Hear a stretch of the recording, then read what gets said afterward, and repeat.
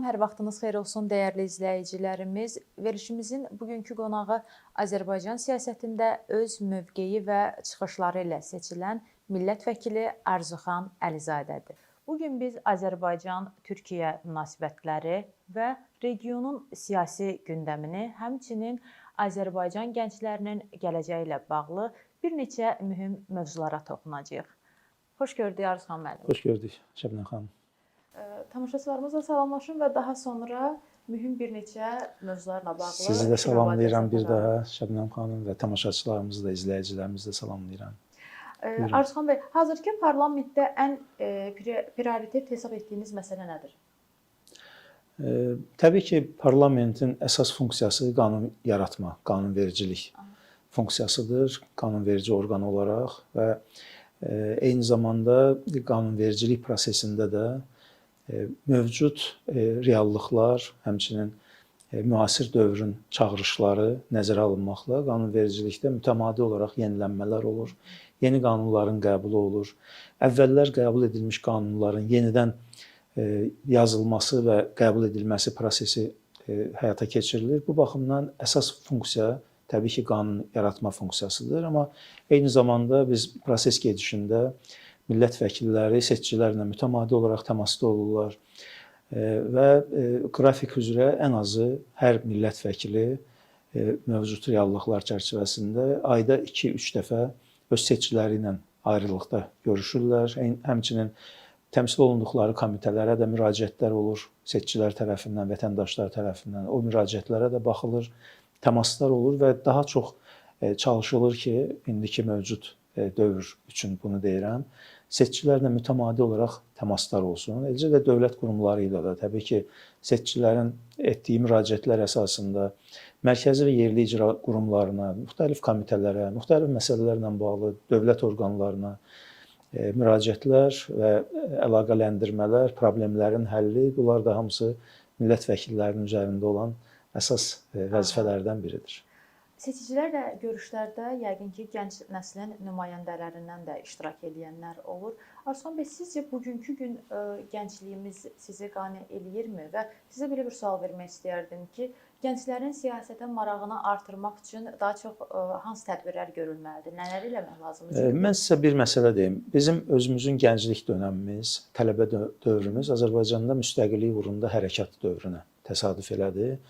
Və o zamanki gəncliklə indiki gənclik arasında fərq var. Bunu etiraf eləmək lazımdır. O zaman biz də Milli Azadlıq Hərəkatına qoşulmuşduq, siyasi proseslərə qoşulmuşduq və siyasi proseslərin içərisində bişə-bişə gəldik. Azərbaycanın müstəqillik əldə etməsi, müstəqillik əldə edəndən sonra dövlət quruculuğu, dövlətin formalaşması və bütün bu proseslər gözümüzün qabağında olur və o dövrün gəncliyi təbii ki, bu həmin zamanın çağırışları ilə silahlanmış oldu və təbii ki, gələcək bizim formalaşmağımızda da həmin dövrün mövcud reallıqları öz rolunu oynamış oldu. İndi fərqli dönəmdir əslində və gənclərin mən bəlkə də təəssüflə deyə bilərəm ki, siyasi mühitə marağı əvvəlki dönəmki qədər deyil.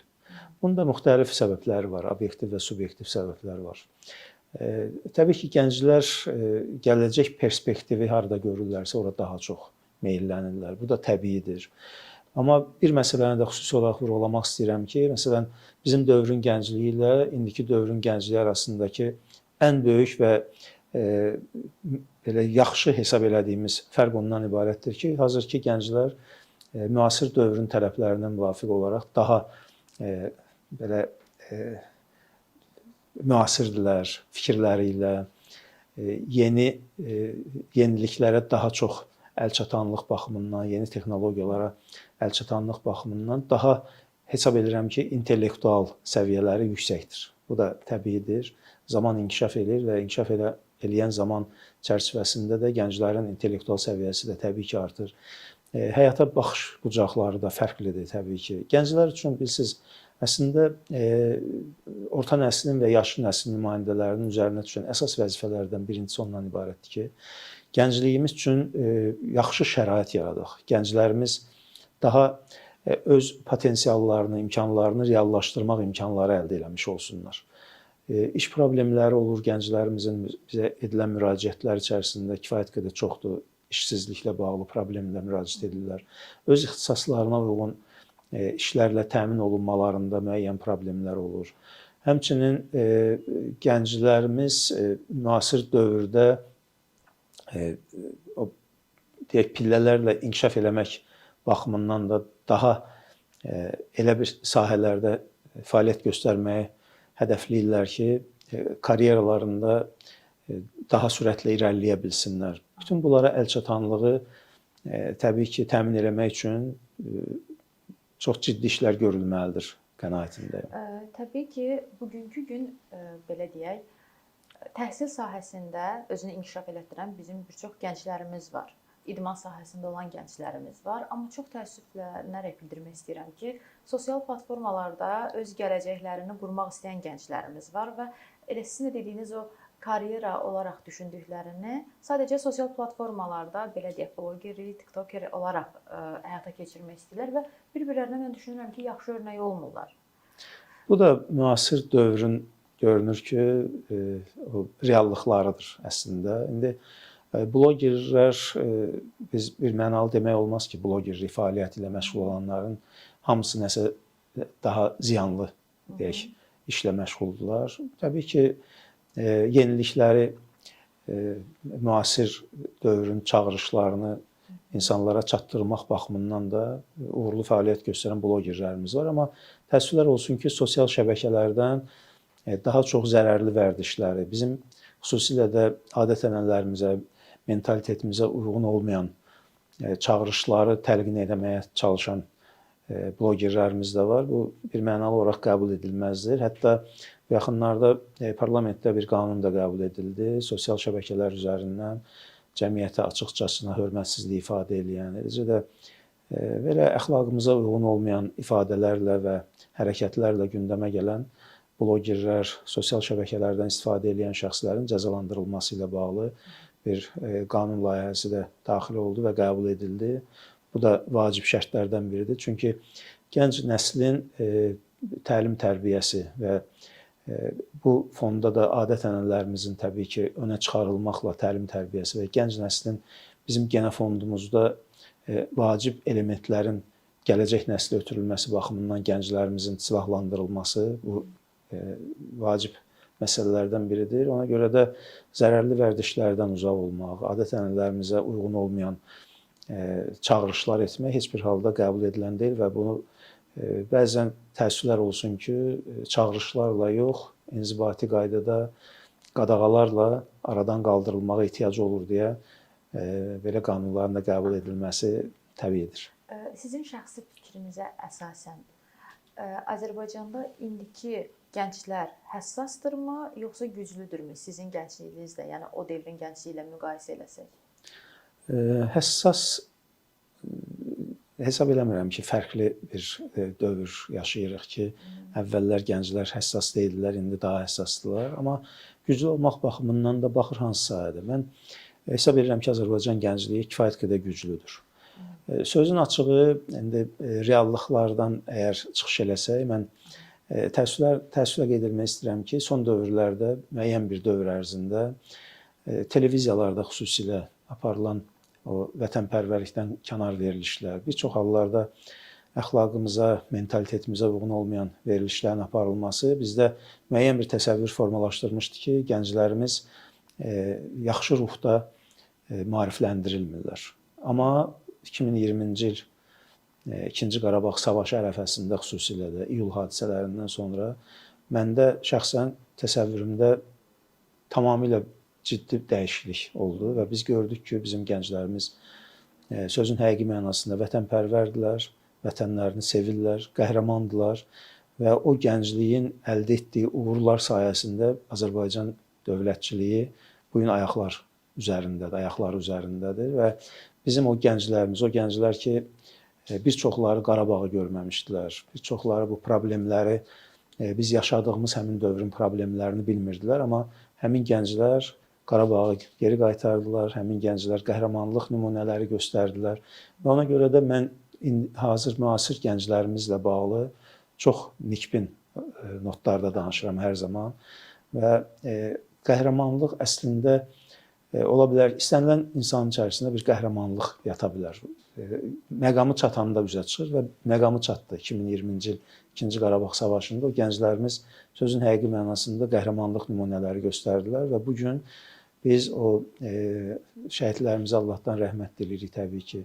O şəhidlərin, gənclərin, qazilərin müharibədə qəhrəmanlıq göstərərək torpaqlarımızın geri alınmasında öz canlarından, qanından keçən gənclərimizin sayəsində başımızı dik tuturuq və Azərbaycanımız suverenliyini və ərazi bütövlüyünü bərpa edib. Bu baxımdan mən bir daha demək istəyirəm ki, gənclərimizə inanıram. Gənclərimiz həm də həssasdırlar o mənada ki, vətənpərvərlik ruhu əgər varsa bu həssaslıq nümunəsidir eyni zamanda. Həm də qəhrəmandırlar, sizin suallarınıza qayıdaraq demək istəyirəm, qeyd elədiyim faktorlara görə və bugünkü müəyyən qədər deyək müqayisədə əgər götürsək, bəzi gənclərimiz deyək, bir çox gənclərimiz işsizlik problemi yaşamaqlarına baxmayaraq, müəyyən sosial-iqtisadi problemlərin içərilərində olmağına baxmayaraq, dövlətlərinin yanındadırlar hər zaman. Dövlətçiliyi daha üstün tuturlar. Bu baxımdan da gəncliyimizə inanırıq və bir daha deyirəm ki, gənclərimiz üçün bizim boynumuza düşən əsas vəzifələrdən biri də ondan ibarətdir ki, gənclərimiz üçün elə şərait yaradaq ki, öz potensiallarını sona qədər reallaşdırmaq imkanları əldə etmiş olsunlar. Çox gözəl. Elə söhbət 44 günlük müharibədən düşmüşkən, qardaş Türkiyənin də həmin vaxtı biz dəstəyini hiss elədik. Elə bu barədə sual vermək istəyərdim sizə ki, o devirdən ta indiyə qədər ümumiyyətlə münasibətlərin bərpa olunmasında və daha da inkişaf edilməsində hər hansı bir addımlar atılırmı?